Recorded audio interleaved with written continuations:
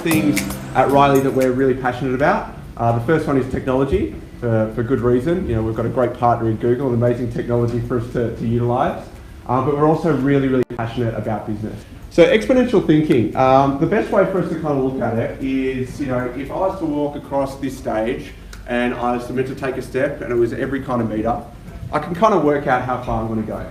If I take 6 steps, I'll kind of get to the other side of the room. If I take maybe 30 steps, I might end up outside of the building. But it's really simple for me to work out. It's linear. The more steps I take, you know, the further that I'll go. Exponentials are slightly different. And so if we take an exponential view to this, is that all of a sudden I can double my stride every time I take a step. And all of a sudden things start to change really, really quickly. I need to take 6 steps and then I've moved like 32 meters. If I actually take 32 steps, then I've gone around the world kind of 26 times. And this is something that's really interesting to think about because, you know, it's exponentials that are really driving our industry at the moment. And it's exponentials around technology, driving the doubling of compute power. It's driving the increase in network bandwidth and also too the data that we're kind of creating. And this is really what is underpinning all the technical changes that we're seeing at the moment. At first, this growth kind of seems a little bit deceptive. You know, we might take a little steps, it doesn't seem like anything's happening. But all of a sudden, as we start to take more steps towards the end, that growth becomes explosive.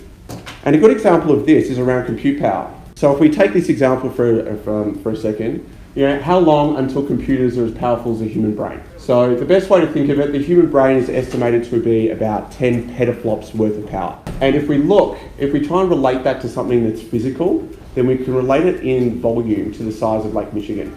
So between the dawn of civilization in 2003, we created 5 exabytes worth of data. We're now doing that every 2 days. Anyone now can jump on, open up a Google Cloud account, you know, and start deploying resources within the click of a button. You want to ask Google to make you a haircut appointment on Tuesday between 10 and noon. What happens is the Google Assistant makes the call seamlessly in the background for you. So what you're going to hear is the Google Assistant actually calling a real salon to schedule the appointment for you. Let's listen.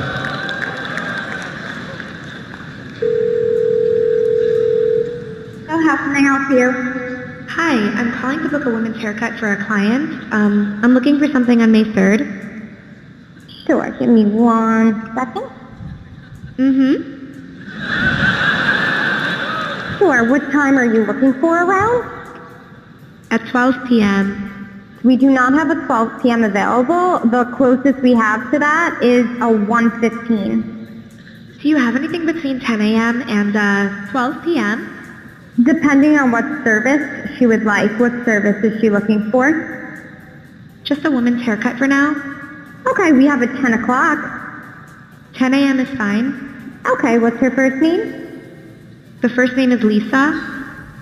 Okay, perfect. So I will see Lisa at 10 o'clock on May 3rd. Okay, great. Thanks. Great. Have a great day. Bye. So the incredible thing about that is obviously Google Duplex is an AI that, in this particular example, is, you know, booking an appointment on behalf of Lisa. But this is going to completely disrupt the advertising industry.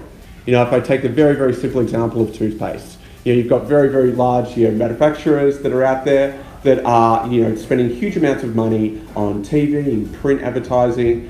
But all of a sudden, when I don't care about the toothpaste that I purchase, because I've ditched all that off to my AI to execute, and the AI's got enough information about my preferences, and so all of a sudden, all that advertising spend that's gone towards influencing me is no longer required. As a chisel, light triggers the solidification of the liquid, but oxygen inhibits it. That allows us to have the object grow. But if you think, you know, if I'm a consumer, I'm really looking for a bit more of an experience sometimes when I go in store.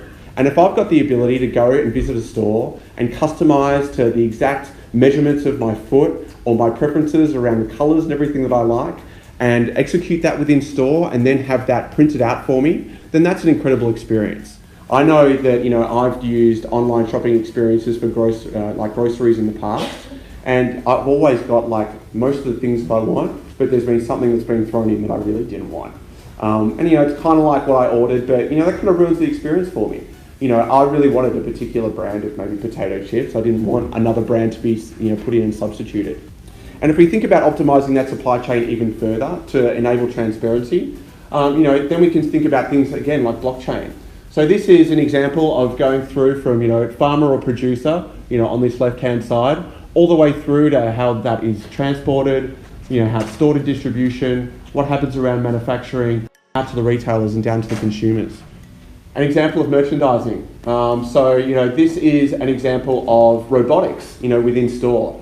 So here we've got a robot that's essentially going through and scanning a supermarket environment, and it's doing the job that humans would normally do around merchandising. So whilst we've got a robot that's going ahead looking at pricing, we've actually got customer service agents that are in store that are able to field questions and assist consumers and shoppers, rather than them just being distracted by making sure that we've got the right cans on the shelf.